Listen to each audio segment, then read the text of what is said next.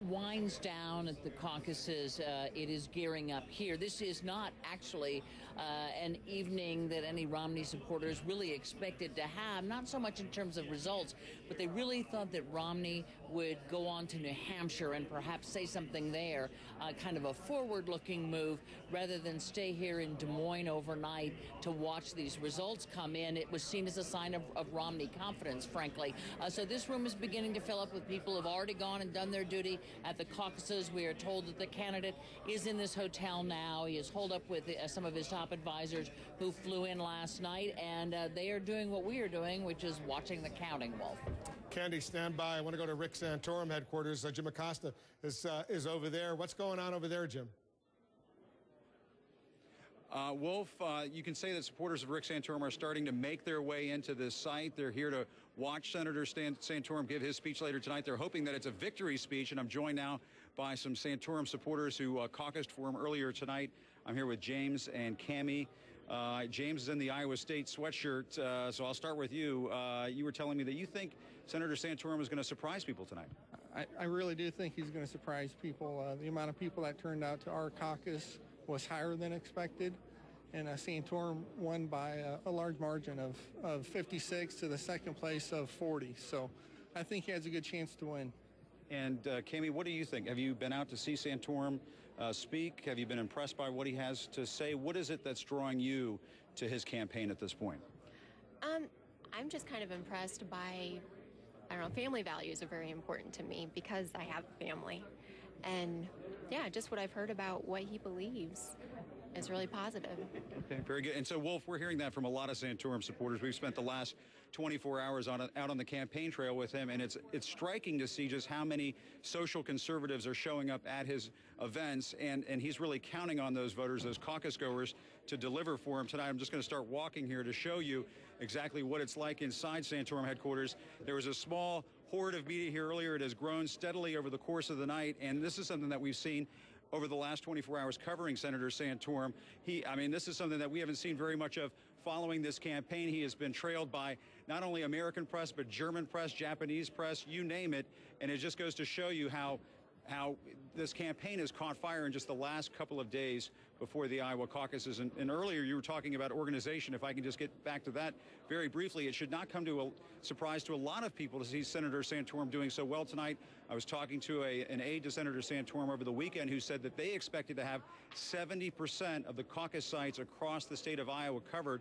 Just goes to show you they had a ground campaign plan ready to go for tonight, long before all of this came up this evening. So this is something they've been planning for some time. They feel like they're executing it pretty well tonight. Yeah, I spoke to Senator Santorum the other day, and he said they were really counting on their volunteers. They seem to have be doing a pretty good job for him. Jim Acosta at Santorum headquarters. Let's go to Dana Bash over at Ron Paul headquarters. It looks like he potentially, Dana, could be the big winner tonight. It's a very, very close contest, but he's slightly ahead of the entrance poll results that we tabulated. Sort of, I guess that room is going to fill up big time once a lot of those Ron Paul supporters finish voting.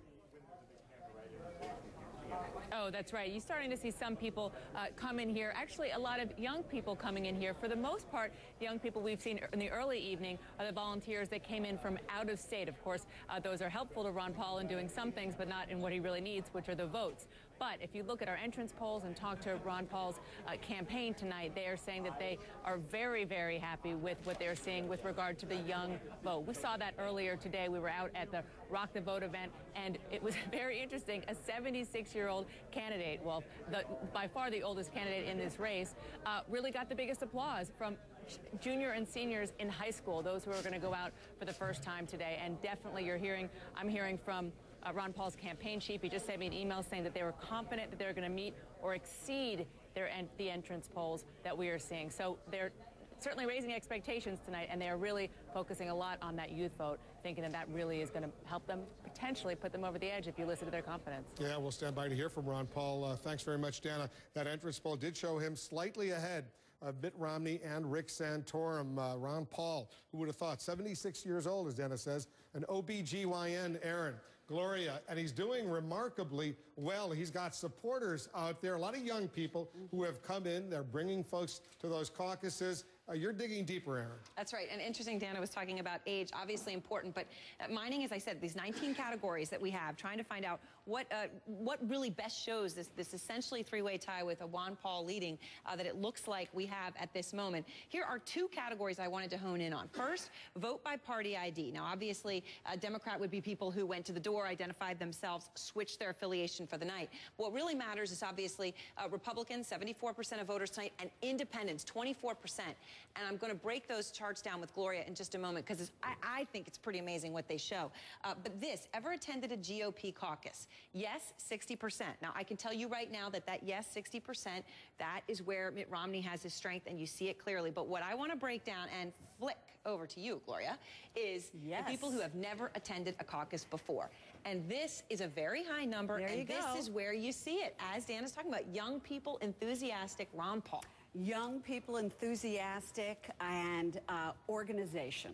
This also speaks to Ron Paul's organization. When I was in Iowa a couple of weeks ago, spoke with a senior Republican in the state who said to me, Ron Paul has gone out there and done what Barack Obama did in 2008, which is identify his voters, get to his voters, and figure out how to get them to the caucus sites. And I think that's where it's paying off this time. All right, and now let's look at these independents, because this is really also, this is where you see 24% of the voters independent and almost half of them going for Ron Paul. Right, and I bet they're young, of course, and they're coming into the caucus, and they may turn around and register as something else some other time, but I think this tells you a lot about his anti-war message. Right. I think that would appeal to independent voters, and also his economic message may appeal to independents. And as we hand it back over, I do just want to note one final thing. Well,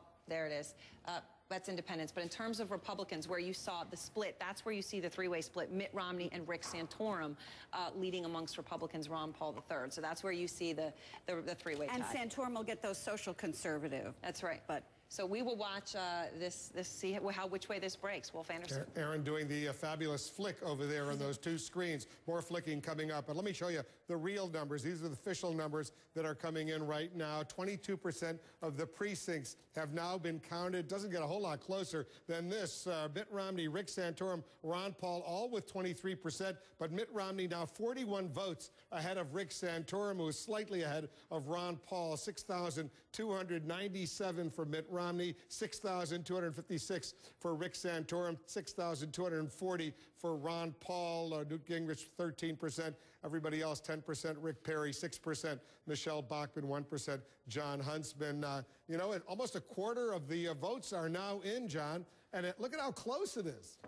Wolf, you know, sometimes we make this overly complicated. Politics in the end is about math. You just went through the arithmetic, 22% of the vote in, and 57 votes separating Ron Paul and Mitt Romney at the top with Rick Santorum in the middle. I want to show you something, because as this begins to fill in, look at this. Look at this. Purple, that's Rick Santorum. The dark red, that's Mitt Romney. The pinkish orange, that's Ron Paul. Look at this. I just want to show you something. This is a three-way race in Iowa tonight. If you go back 4 years, it was a two-way race. It was Mitt Romney, Mike Huckabee, Ron Paul won one lonely county. Let's come back to where we are tonight. Michelle Bachmann is leading in one small rural county right now. Newt Gingrich leading in one small rural county right now. The rest of the map, this is Romney, Santorum, and Paul. And so in a close race, 22% of the vote counted. Out here in the middle, you see all those empty counties in the middle? They're very tiny counties. Let me bring it up right here. Marshall County, 1.3% of the population. Story County, that's important. There's a college campus here. Ames, Iowa is right in here. That's very important to watch the Ron Paul vote. When you get up the top here, you're looking at very, very tiny counties, 0.6% of the population, 0.4% of the population. So as we start to count these votes, these smaller counties, critical to Rick Santorum. That's where you have evangelical Tea Party voters. Rick Santorum and Ron Paul will fight it out up here. But, Wolf, in the end, you look, where are the big population centers that we're looking for votes? Des Moines, Polk County is the largest county. It's almost 13% of the state population. A little more than a quarter of the vote counted so far. Ron Paul running ahead. Very important. If he can keep that lead, even though it's a small lead, 28% to 22%, this is where the votes are. If he keeps the margin there, that helps you in a close race. We'll watch this county. Let's move over here. Dubuque, a little more than 3% of the population. This was Romney country 4 years ago. It's a dead heat right now, essentially. 5 votes separating with 23% of the vote in. Again, this is a place where you have a larger, not huge, but a larger population center.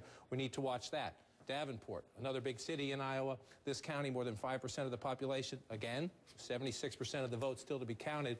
Romney's tied here right now. Why does that matter? If you go back again 4 years ago, this was very important to Mitt Romney. So if he stays tied right there, he could be in trouble when you start counting the overall vote. One last point I want to make. Look out here. Sioux City, Woodbury County, 3.5% of the population, not counted yet. Just down below it, you have some counties not counted yet. They get smaller as you head. This is a very conservative part of the state. 4 years ago, it was for Mitt Romney. It has been in play, hotly contested this year. As these votes come in, if these percentages in all these counties stay roughly the same, this state could be decided out here. We're still waiting. 3.5% of the population here. Remember, as we get closer, if it stays this close, the bigger population centers. Iowa has no huge population centers, but if Ron Paul can hold this, then we'll watch. Davenport, Cedar Rapids, Dubuque. You just look, here we're starting to come in here. Romney again. If you want to go back in time to Lynn County there, Romney wanted a little bit more last time. We've got a lot of fun math to come. Yeah, and it's a three-man race at 23% for all three of the leaders right now, with 22% of the precincts reporting Mitt Romney, Rick Santorum, Ron Paul, and Ron Paul in our entrance poll results slightly ahead of Romney and Santorum. We're watching all of this. We're going back inside. There are caucuses where they are still voting, and they're counting votes. We're going to take you inside and show you what's going on. At some point, we're going to hear from these candidates. They'll be speaking to their supporters. Stand by. Our coverage will continue in just a moment.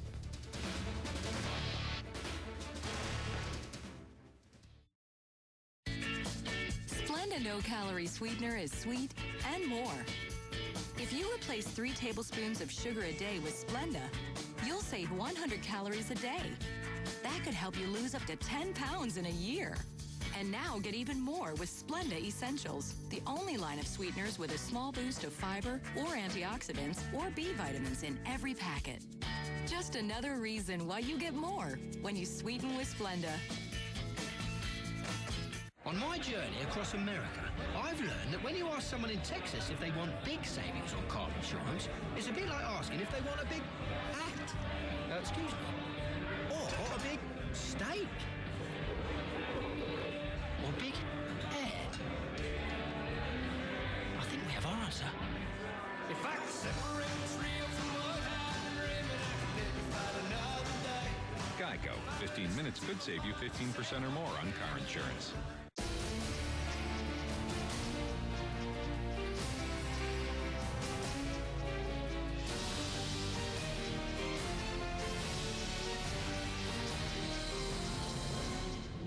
Atlantis. Now enjoy your 4th night free. Plus, receive up to a $400 airfare credit. Discover Atlantis and discover what's lost. Hurry, this offer ends soon. All eyes on New Hampshire. Join Wolf, Aaron, Anderson, Candy, and John for live coverage of the New Hampshire primary. CNN, next Tuesday night, 7 Eastern. Are you looking for direction to your financial destination? Call me, Heather Boivin, for investment strategies and one-on-one advice. At Edward Jones, it's how we make sense of investing. I love my pets, and I would do anything for them. But that doesn't mean I have to overpay for their medications. That's why I always order from 1-800-PET-MEDS. They carry the products that protect my pets from fleas, ticks, and heartworms for less. I get the same exact brand name meds as the vet, and shipping is fast and free. Plus, they add a special treat for my pets. I get everything I need at 1-800-PET-MEDS. Call 1-800-PET-MEDS or visit 1-800-PETMEDS.com. It used to be different. A handshake was all that you needed. Well, some things haven't changed. Edward Jones has been helping individual investors plan for the future, making sure our clients understand the benefits of every investment opportunity. At Edward Jones, it's how we make sense of investing.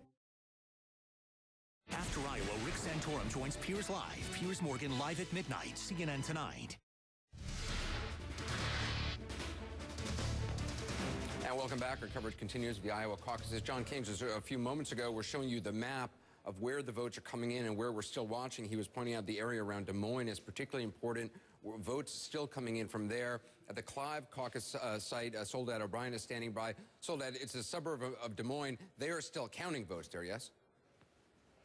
Yeah, so in the city of Clive Anderson, West Des Moines Precinct 1 and West Des Moines Precinct 2 are here in Clive really for space reasons. So the precinct number 1 has finished their count. This is the precinct number 1 with the red ballots. And in their count, Mitt Romney